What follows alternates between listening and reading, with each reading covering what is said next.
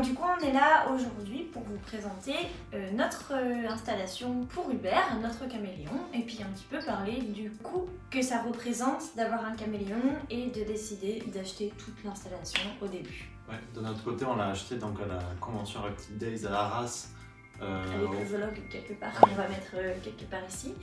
Au mois de novembre 2018 et depuis en fait, faut se l'avouer, on n'arrête pas de mettre des dizaines de photos tous les jours sur notre compte Instagram de ce petit caméléon qui est un caméléon panthère furcifère pardalis juvénile, mâle. On reçoit plein de questions sur est-ce que c'est facile, est-ce que ça coûte cher, comment est-ce qu'il faut l'entretenir. Il paraît que c'est fragile, des trucs comme ça. Voilà.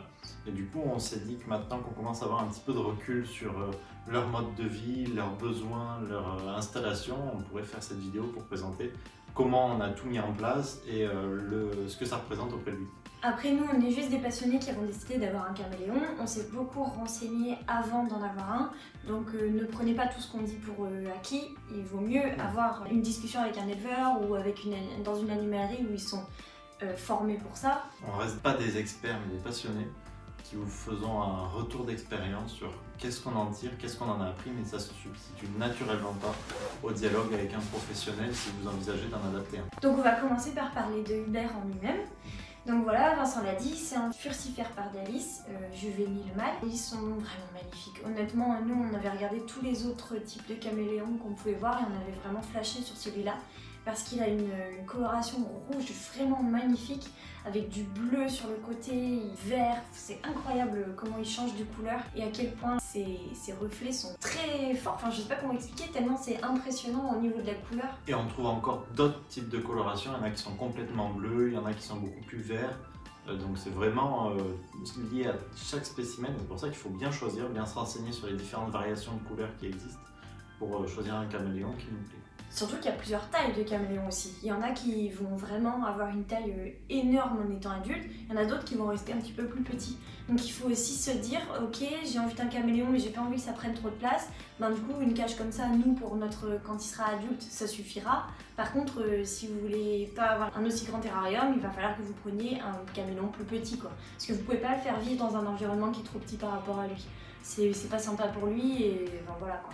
Et l'autre paramètre, c'est aussi la durée de vie du caméléon, parce que c'est très variable d'une espèce à l'autre. Les furcifères pardalis, c'est une des espèces qui vit le moins longtemps, en tout cas dans la nature. On a eu entre 1 et 3 ans dans la nature. Et même au sein de la même espèce, le sexe a beaucoup d'importance, parce que les femelles se fatiguent beaucoup plus vite, étant donné que même en n'étant pas fécondées, elles pondent, et que la ponte, ça les fatigue beaucoup. Donc c'est pareil, le sexe du caméléon que vous choisissez va influer sur la durée sur laquelle vous vous engagez à bien vous occuper de lui. Donc c'est aussi un paramètre important. Et donc sur cette espèce-là, les femelles vivent de mémoire, d'après ce qu'on a lu, parce qu'on a lu tout et son contraire sur internet à ce sujet-là, entre 2 et 4 ans, et un mâle ça peut aller, si on s'en occupe bien, de 5 à 7 ans. Donc là c'est un mâle, on s'est embarqué pour 7 ans, on l'espère en tout cas. Ouais. On va tout faire pour en tout cas, vous voyez que déjà il a un bel habitat, et on va essayer de le chérir pour qu'il aille le plus loin possible. Il se gratte le dos, c'est trop mignon. C'est ça toute la journée, on peut passer des heures à regarder son petit train de vie, à le regarder se déplacer, changer de couleur, enfin, c'est vraiment super agréable. C'est vraiment super agréable un caméléon parce que c'est lent, ça prend son temps et en même temps parfois il se fait des petits sprints tout seul pour aller chercher de la nourriture ou quand il nous voit. Enfin, c'est vraiment agréable à regarder, il baille, il se gratte, c'est bête mais c'est vraiment mignon. C'est très relaxant. On s'est fait la réflexion qu'en fait c'est un petit peu à l'opposé de la vie qu'on mène aujourd'hui où tout doit aller vite, où tout est dans la précipitation et puis à côté de ça on a un gros contraste, un petit bloc dans l'appart avec cet animal qui prend son temps, qui se déplace très lentement, même quand on lui donne à manger il va venir doucement chercher. C'est très paisible, quoi, et ça fait un gros contraste et c'est ultra relaxant à observer. Bon, donc c'est beaucoup de plaisir, mais c'est aussi un gros coût. On a préparé une liste, on a fait le point, on a fait diverses recherches, divers essais pour son installation, donc on a fait le bilan au final de ce que ça coûte en termes d'installation si on veut faire ça bien. Après, tout ce qu'on vous dit là est discutable, il y a des variations, des options, etc. Il y a moyen d'acheter de l'occasion peut-être pour certains trucs, mais voilà. Quoi qu'il en soit, on va vous présenter ce qu'on a décidé d'acheter, pourquoi on a décidé de l'acheter et au final combien ça nous a coûté pour vous faire une idée du coût d'installation et puis après du coût de l'entretien de votre animal. On va commencer déjà par le coût en lui-même du caméléon. Alors ça dépend largement des espèces, ça dépend de où vous l'achetez, c'est vraiment très variable. Mais nous on va vous dire ce qu'on a payé pour Hubert. Du coup, nous, on a acheté Hubert 190 € à la convention. C'est le prix normal pour un furtifère pardalis juvénile mâle. Ça varie quand même beaucoup d'une boutique à l'autre. Il y en a où ils vont sélectionner que des coloris qui sont très atypiques, ça peut monter au-delà de 400 €. Mais on va dire que dans la moyenne, on est vraiment autour des 200 €. En sachant que c'est un animal qui n'était pas identifié là. Donc on a dû payer l'enregistrement au registre IFAP, qui est la banque nationale. Ça nous a coûté 6,50 € de plus. Et comme c'est un juvénile, on l'a pas encore fait pucer, on a fait une identification photographique. Et quand il aura une taille un peu plus grande, qui sera plus à l'aise dans son environnement et qu'on pourra se permettre de le déplacer sans risquer de trop le stresser, on l'amènera chez un vétérinaire pour qu'il se fasse pucer. Et là, il faudra rajouter encore une trentaine d'euros. Donc au final, rien que le coût de l'animal et son identification, on est au-delà de 230 €. Si on prend le coût exact, quand on aura compté le puçage, on sera à 231,50 €. C'est déjà un certain coût, rien que pour l'animal. Et puis maintenant, on va passer à son habitat. On va commencer par le terrarium. Donc nous, on a acheté une bonne partie de notre installation directement à la convention parce qu'on voulait qu'après avoir passé 2 jours dans une petite boîte, il puisse arriver chez nous et qu'on lui prépare un petit truc tranquillou, il peut être peinard et enlever un petit peu le stress qu'il avait eu. Donc on a acheté un terrarium du coup avec du grillage parce que du coup pour cette espèce-là, il faut vraiment de la circulation d'air parce que du coup c'est un caméléon arboricole, donc il faut vraiment une bonne circulation d'air. De plus, pour éviter de les stresser, en fait, les vitres réfléchissent en fait son image, ce qui va le faire stresser parce qu'il a l'impression qu'il y a un autre mâle en face de lui. Donc du coup, ça risque de lui faire un environnement vraiment pas agréable. Donc du coup, on a vraiment choisi celui-là, on avait regardé un peu sur internet. C'est pas un Exoterra, c'est un zoomède. Zoomède. Mais il y a les deux, il y a Exoterra, Zoomède, les deux. C'est très proche en termes de prix. Ouais. Voilà. Et donc en résumé, un animal arboricole et territorial, donc il faut arriver à produire ces conditions-là dans son terrain. Donc quelque chose qui permet de faire circuler l'air et qui en plus ne stresse pas avec son propre reflet. Donc le terrarium en lui-même, on l'a payé 115 €. On a choisi une taille qui pourra nous permettre de le garder longtemps, même quand Hubert aura grandi. Donc on a pris un 115 par 45 par 45. Alors, on n'aura pas en fait à acheter un terrarium encore plus grand derrière.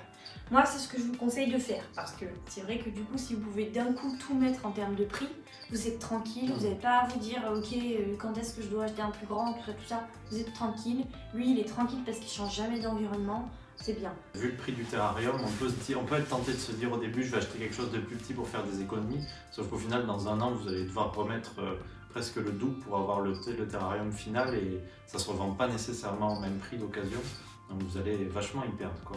Donc du coup, on va enchaîner peut-être sur l'intérieur du terrarium, on va faire par ordre de choses. Nous on a mis des vraies plantes à l'intérieur, donc j'ai mis un protos, si je me trompe pas, je pense que c'est ça. Qui est cette plante là en fait qui vient grimper et qui fait des grosses feuilles, c'est joli, c'est agréable, il peut monter dessus et tout, donc c'est bien. J'ai pris après une bromélia qui est en fait une plante qui va faire des jolies petites fleurs une fois que Hubert aura arrêté de la détruire, la pauvre. Et on a mis une fougère qui est derrière. Pour décorer le terrain, on a mis des branches, on a mis des lianes.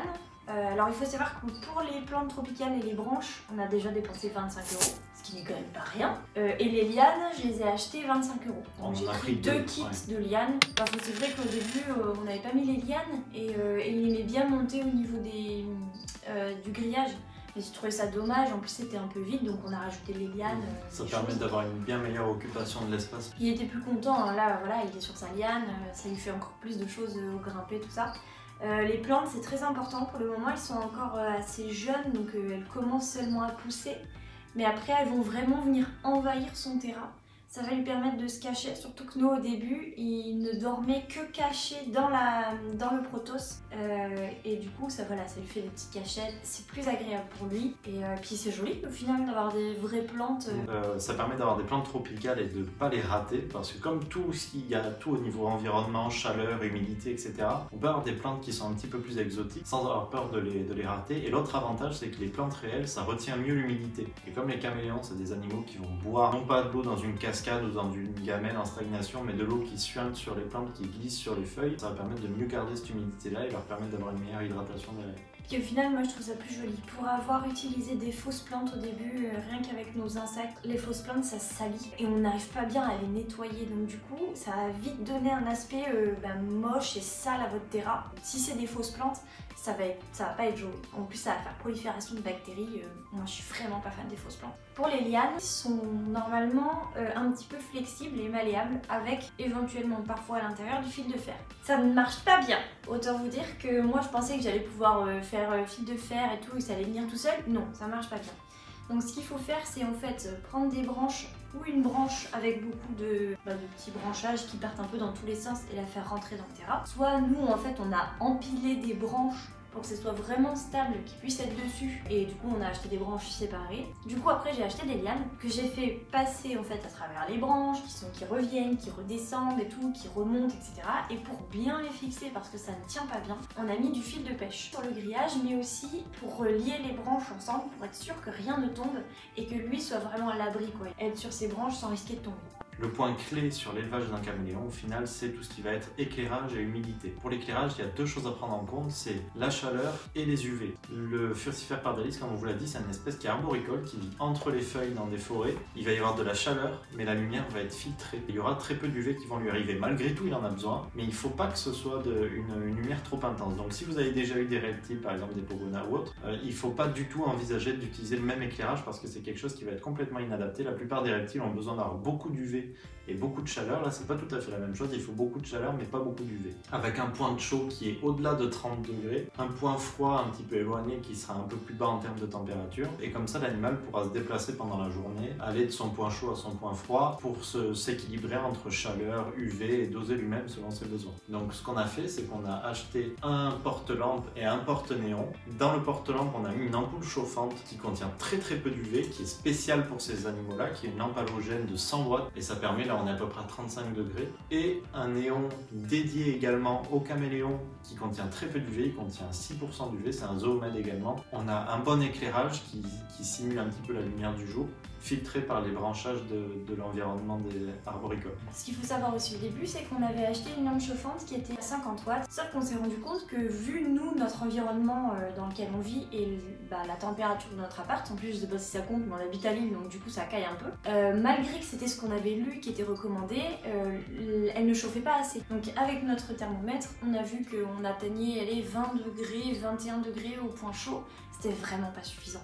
Donc du coup on a changé, on a pris une 100 watts. Donc faites bien attention à bien vérifier, à bien mettre un thermomètre pour pouvoir vérifier constamment votre point chaud et ne pas cramer votre caméléon, quoi. Mais de toute façon, on voyait bien nous au départ qu'il était pas assez chauffé. Il se positionnait tout le temps très en haut, il avait des couleurs très foncées pour bien capter la chaleur et les UV. Donc on a fait évoluer cet éclairage-là et on voit depuis qu'il a beaucoup plus pris ce mécanisme-là de se promener, d'aller du point chaud au point froid, de faire sa vie. Et du coup, on voit qu'il est beaucoup plus équilibré maintenant qu'il a cet éclairage adapté, quoi. Donc c'est vraiment clé l'éclairage pour un caméléon comme celui-là. Et puis l'observation de son caméléon aussi. Si vous voyez qu'il est tout le temps en haut, qu'il descend jamais, qu'il bouge pas beaucoup, c'est peut-être qu'il y a un souci au niveau soit des UV, soit de la chaleur, et du coup il faut réguler tout seul, quoi. Du coup, alors pour le porte-lampe, on est à 20 €. Pour la lampe 100 watts, on est à 22 €, si vous ne vous trompez pas d'ampoule au début. Pour la porte-néon, on est à 15 € et le néon UV 24 watts, on est à 25 €. Donc ça fait 82 € pour l'éclairage, rien que pour l'éclairage. Et donc le dernier point pour avoir un caméléon qui est dans un environnement qui lui correspond bien, c'est l'humidification. Ça, c'est un truc où les sources sont unanimes. Il faut surtout pas, avec un caméléon comme on pourrait le faire avec un serpent ou autre, utiliser un fogueur, un brumisateur qui va venir apporter de l'humidité en permanence parce que c'est pas quelque chose qui leur correspond. Il faut vraiment leur fournir un environnement où il y a une certaine humidité, mais où ils vont être libres d'aller chercher l'humidité et de s'en protéger le reste du temps. Et donc ça passe par deux éléments. Le premier, c'est un compte-gouttes qu'on pose sur le terrain et puis il y a un tube qui rentre à l'intérieur qui fait tomber des gouttes sur les feuilles. Il va se déplacer tout seul, il sait très bien où elles tombent, et puis il va aller les chercher et puis les boire quand il en a envie. Et donc le dernier élément qu'on a acheté, c'est un vaporisateur qu'on a acheté à une grande surface, qui nous a coûté 3,50 €, donc c'est vraiment pas grand chose, et puis ça fait très bien le travail. On met de l'eau déminéralisée qui permet d'avoir un arrosage efficace et pas trop dense au moment où on le décide, donc on le fait 2 à 3 fois par jour, en sachant qu'à l'intérieur, attention, sur les deux éléments, c'est de l'eau déminéralisée qu'il faut, parce que les caméléons boivent de l'eau de pluie qui donc n'est pas passée à travers les couches sédentaires comme nous, celles qu'on boit, les couches sédentaires. De l'eau de pluie qui n'a pas été filtré par la terre et donc qui n'a pas été minéralisé. Le Little Dripper, le goutte à goutte nous a coûté 10 €. On l'a acheté chez Zoomed. Bon, c'est un Zoomed également. Il y a le petit, alors ça c'est un petit format, mais ils en font aussi des plus grands. On s'est dit on va prendre un petit parce que comme ça, forcera à changer l'eau plus souvent, comme il se vide un peu plus rapidement. Donc ça fait 14 € pour l'hydratation. Ensuite, chose aussi importante à avoir, j'en ai parlé un petit peu, c'est un thermomètre hydromètre. Donc nous on l'a mis ici à l'intérieur du terrain, mais avec la visibilité pour qu'on puisse vérifier. On a glissé ici l'hydromètre et mis au point chaud le thermomètre pour vérifier bien la température. Donc là on est à 26-27 degrés au point chaud, mais pas direct, donc on peut savoir que notre point chaud c'est bon, il est bon. Et là on est à 45% d'humidité, donc ça veut dire qu'il va falloir repasser un petit coup d'humidificateur pour augmenter tout ça. Donc là, vous avez votre installation qui est prête. Mais par contre, il va falloir lui fournir maintenant des cycles jour-nuit. Du coup, nous, on a acheté un minuteur. Sa journée démarre à 10h30 et sa nuit commence à 22h30. Ça lui fait un joli cycle. De toute façon, on le voit bien, il le sait maintenant. Vers 22h, il va commencer à aller se coucher et à trouver un endroit qu'il lui faut. Des fois, il s'endort même un petit peu avant 22h30. Par contre, il sait qu'à 22h30, c'est extinction du feu. Il n'y aura plus de lumière, pas de néon, pas de lampe chauffante. Au niveau de la température de la pièce, il faut que ça reste environ à 19 degrés. Donc du coup, c'est à vous après de gérer la température de votre pièce. Mais 19 degrés, de toute façon, si vous descendez à moins, vous-même vous allez avoir froid. La nuit, nous au début il se cachait dans les branchages, vous verrez il a les yeux fermés, c'est trop mignon. Et la journée, vers 9h30, moi il commence un peu à s'éveiller mais il reste immobile, ça se voit qu'il voit que c'est pas trop encore le début. Il traînouille un peu et à 10h30 quand tout s'allume, là il va commencer à faire sa vie. Et moi ce que je fais c'est que je travaille à la maison, donc c'est vrai que c'est plus facile pour moi, mais je vaporise une première fois à 10h30 une fois que la lumière est allumée, une deuxième fois à midi et une troisième fois le soir. Si vous pouvez pas, c'est pas très grave. Le mieux c'est quand même de vaporiser 3 fois par jour, mais vous verrez en fonction de vos disponibilités. Faut surtout pas le laisser s'assécher par contre, le terrain. Tu l'as dit, en plus la nuit, non seulement ils sont mignons, et puis c'est le moment où ils arborent les couleurs les plus intenses, parce qu'ils sont complètement détendus, relâchés dans leur environnement, et c'est là qu'on peut bien observer les bandes vertes, les bandes rouges, les bandes bleues, et on se régale de le regarder quand il dort. Et donc le dernier petit détail, c'est la table sur laquelle on a posé le terra, parce qu'on a vu qu'il valait mieux pas le mettre directement au contact du sol. Donc ça c'est une table suédoise, on va pas citer la marque, qui coûte entre 7 et 10 € selon la finition. Nous on a pris celle à 10 € parce qu'on a préféré en termes de design. Enfin si vous êtes étudiant, vous la connaissez cette table, hein. On l'a tous eu au début. Donc si on récapitule, on a un terrarium à 115 €, un porte-lampe à 20 €, une ampoule 100 watts à 22 €, un néon faible UV 25 €, un réfléchisseur pour le néon à 15 €, un goûteur à 10 €, des plantes tropicales on a dit 25 €, des lianes 25 € aussi, un thermomètre hydromètre à 10 €, la table 10 €, le minuteur on a payé 16 €, et donc on est sur un total à 300 €. Donc si on retourne depuis le début, on est à 231 € pour l'animal, 300 € pour son installation, donc on est déjà au-delà de 500 €. Acheter l'animal et lui fournir un environnement satisfaisant. On peut avoir un a priori de se dire c'est un reptile, c'est un petit animal, ça va pas coûter cher, mais au final c'est des animaux qui ont des besoins très spécifiques et assez coûteux. Donc même s'il existe des alternatives, voilà, on tourne facilement dans ces ordres de grandeur là. Et il faut vraiment pas se dire oh mais je vais acheter un caméléon, je vais lui proposer un petit peu moins, du coup ça coûtera un peu moins cher et c'est pas très grave. C'est vraiment important, les caméléons, c'est fragile dans le sens où ça a tellement des besoins spécifiques que si vous lui donnez pas ça, il va pas vivre longtemps et il va vivre malheureux, donc du coup ça sert à rien. Autant vous diriger vers un reptile qui lui coûtera vraiment moins cher, et quand vous aurez les moyens, avoir un caméléon, ou alors attendre et avoir un caméléon plus tard. Donc ça c'est le coût d'installation, on est un peu au-delà de 500 €. Et puis après il y a les coûts courants, on va dire, les dépenses que vous devez effectuer régulièrement, et donc ça on vous a préparé un petit compte aussi. Le premier, on n'y pense pas nécessairement, mais c'est l'électricité.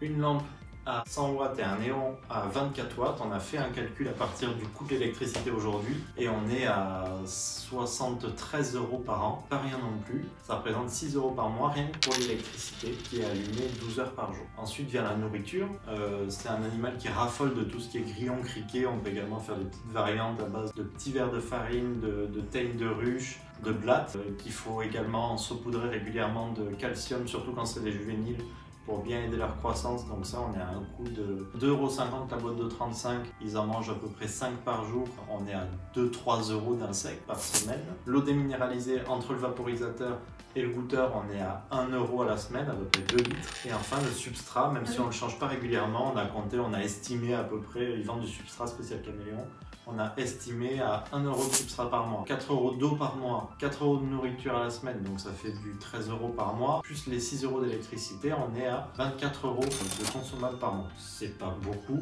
mais c'est pas rien quand même. C'est pas rien. 4 € consommables par mois pour un caméléon, voilà, on pourrait se dire que ça coûterait moins cher, mais non. En sachant qu'on n'a pas compté les coûts de vétérinaire parce qu'on n'a pas assez de recul, on l'a encore jamais amené, on n'a pas eu besoin, j'espère qu'on n'aura pas trop besoin d'y amener. C'est des choses à calculer également. Donc on a une installation qui est chère et un entretien qui n'est pas gratuit. Donc c'est vraiment un animal à n'adopter que si on a bien conscience de ces coûts-là et qu'on est certain de pouvoir les assumer. Parce que ça reste un animal, il faut en prendre soin, il faut bien se rendre compte qu'on a envie de l'avoir pour en profiter, mais que la condition c'est que lui soit heureux et soit bien dans son environnement. Ensuite, au niveau de sa nourriture, il faut savoir que vous allez avoir des grillons et autres petits insectes chez vous qui sont vivants. Du coup, les grillons, si déjà vous ne supportez pas le bruit des grillons, dites au revoir à avoir un caméléon parce que ça chante beaucoup. Même les grillons noirs, ça chante plus que les grillons marrons. Mais ça n'empêche, chez vous, vous allez avoir des grillons qui chantent. Il faut être au courant de ça. Vous allez avoir des grillons qui potentiellement peuvent s'échapper des boîtes quand vous faites pas bien attention. Nous, ça nous est arrivé dans les C1 ouvertes par mégarde. On a eu des grillons à rattraper chez nous. C'est pas très agréable quand vous allez dans votre cuisine et que d'un coup vous trouvez un grillon dans votre évier parce que vous n'avez pas réussi à attraper celui-là. Ça pue à peine l'histoire vraie. Mais voilà, c'est des choses aussi à côté qu'il faut penser. Pour les grillons, il va falloir aussi de la nourriture. Parce que du coup, c'est pas parce que c'est de la nourriture pour votre caméléon qu'il faut les maltraiter, ces pauvres grillons. Donc nous, on leur met des carottes. Alors voilà, je paye ça 2 € le kilo. Et un petit peu de pchitage d'eau tous les jours, tous les 2 jours. Ça fait pas grand chose. Et puis ils se vendent des solutions complètes d'alimentation pour les insectes, comme ça que vous pouvez leur donner également. Ça revient un petit peu moins cher. Mais ça revient un petit peu moins cher que les carottes, donc je pense qu'on va quand même faire le test. Et puis surtout, le fait de bien nourrir ces insectes en attendant qu'ils soient mangés par votre caméléon, ça va permettre qu'ils soient pleins de nutriments et qu'ils soient bénéfiques pour lui. On a parlé des choses un petit peu compliquées, maintenant on va parler des choses plus agréables avec le nourrissage, la manipulation, etc. Il y a plusieurs philosophies sur l'entretien d'un caméléon. Il y a des personnes qui vont se contenter, entre guillemets, de leur donner des insectes en liberté dans le terrain pour le laisser chasser et le laisser évoluer complètement seul. C'est une façon de faire, mais nous, c'est pas le choix qu'on a fait parce qu'au final, le fait d'interagir plus avec lui, notamment au moment du nourrissage, ça va permettre de le désensibiliser à la présence des humains, d'être moins craintif et plus susceptible de se laisser manipuler. Ça n'a pas été une mince affaire parce que quand on l'a eu, il était très stressé, très méfiant, mais on y allait petit à petit. On a commencé par lui donner quelques grillons en liberté, puis lui proposer des grillons devant lui à la pince. Après, on est passé à l'éloigner un petit peu pour qu'il fasse lui la démarche de venir manger ses grillons. Et aujourd'hui, on en est à le nourrir en lui tendant la main. Et puis là, c'est lui qui fait la démarche de venir vers nous pour venir manger. Mais c'est rigolo en plus parce que quand Vincent passe à côté du terrain, il y a des fois, il se fait un petit sprint pour venir le voir en mode file-moi un grillon. Et donc mais ça a l'air de rien, mais ça a pris plusieurs semaines d'en arriver à ce comportement-là. On est passé d'un caméléon qui était stressé et craintif à cause de son déplacement et de tout ce qui est lié à son installation, à un caméléon qui est beaucoup plus sociable, qui se laisse approcher. Alors il y a des moments où il n'a pas envie, mais c'est pareil, il faut apprendre à l'interpréter, à lui laisser sa liberté quand il n'a pas envie d'être approché. Et puis donc on arrive à un moment où il a envie qu'on le nourrisse, où il se laisse faire. Et puis par exemple ce matin, pour la première fois, on a réussi à le manipuler à la main. Il s'est laissé prendre sur la main, puis il se promenait, il faisait son petit bout, sans avoir des couleurs qui témoignent d'un stress, sans avoir une couleur qui témoigne d'agressivité, comme on le voit beaucoup sur internet. Un caméléon qui ouvre la bouche, qui gonfle sa gorge, ça veut dire j'ai pas envie, laisse-moi tranquille. Et puis là, c'est quelque chose qu'on n'a plus du tout avec lui. Il fait plus jamais sa gorge gonflée, plus jamais la bouche ouverte. Sauf quand vraiment on l'approche de manière extrêmement agressive. Ouais, mais voilà, on apprend à voir. Là, il n'a pas envie, donc on le laisse faire. Mais la fois où on décide d'aller le voir et puis qu'il est enclin à se laisser manipuler, on n'a plus jamais ces signes d'agressivité-là et de stress de sa part, donc c'est vraiment agréable à observer. C'est important pour le medical training parce que s'il va aller chez le vétérinaire pour se faire pucer, c'est un événement qui peut être assez traumatisant pour un reptile qui n'a pas l'habitude d'être manipulé ou qui n'a pas l'habitude d'avoir la présence humaine. Donc c'est vrai que nous on est plutôt dans la philosophie de l'habituer, comme ça quand il aura des rendez-vous chez le veto, on pourra le prendre, on pourra le manipuler, il saura qu'il n'y a pas de stress à avoir. Il sera un peu moins stressé tout. Ouais. Donc c'est deux philosophies différentes, on va dire que c'est selon les sensibilités et les envies de chacun. Et nous on ne regrette pas d'avoir fait ce choix-là et on va continuer à le pousser. La prochaine étape, c'est de lui présenter la nourriture sur notre main, pour qu'il fasse le pas de venir marcher sur nous et qu'il s'habitue petit à petit à spontanément venir sur nous. Quelque chose à savoir aussi, c'est pour le positionnement du terrarium, il faut éviter les points où il y a trop de passages, où il y a des courants d'air, pour éviter les coups de froid, pour éviter le trop de stress. Donc nous on l'a mis dans un coin de la pièce où il est quand même à vue pour nous, pour qu'on puisse en profiter et que dans le même temps il y ait une sensation de sécurité. Du coup on espère que ça vous aura plu un petit peu, on a pris du temps pour monter cette vidéo là, pour avoir assez de recul pour être capable de vous en dire le plus possible. On espère que ça vous aura permis d'apprendre plein de choses sur eux, sur la façon de les installer, sur la façon de les entretenir. Il y a des chaînes qui sont dédiées, qui font des explications vraiment cool, mais on aurait aimé trouver ce genre de retour d'expérience de personnes qui ont tenté les... Donc on espère que ça vous plaira de l'avoir à votre tour. En tout cas n'hésitez pas, s'il y a des choses qu'on n'a pas abordées ou des questions que vous vous posez encore, à les poser, notamment dans les commentaires sur notre compte Instagram. On n'hésitera pas à y répondre si on a les réponses, ou à vous rediriger vers les personnes qui devraient les avoir si on ne les a pas. Et notamment, on aimerait présenter une FAQ des questions qu'on nous pose le plus sur Instagram et Facebook.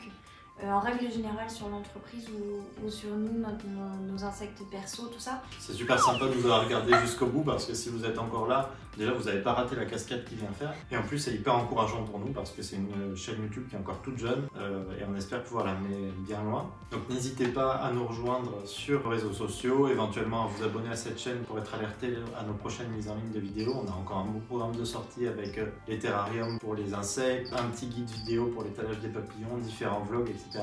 La FAQ, on a hâte de pouvoir les partager avec vous. Du coup, merci de nous avoir regardés. Merci beaucoup. On vous souhaite une bonne journée, un bon week-end, une bonne semaine, on une verra bonne quand nuit. est-ce que ça sort.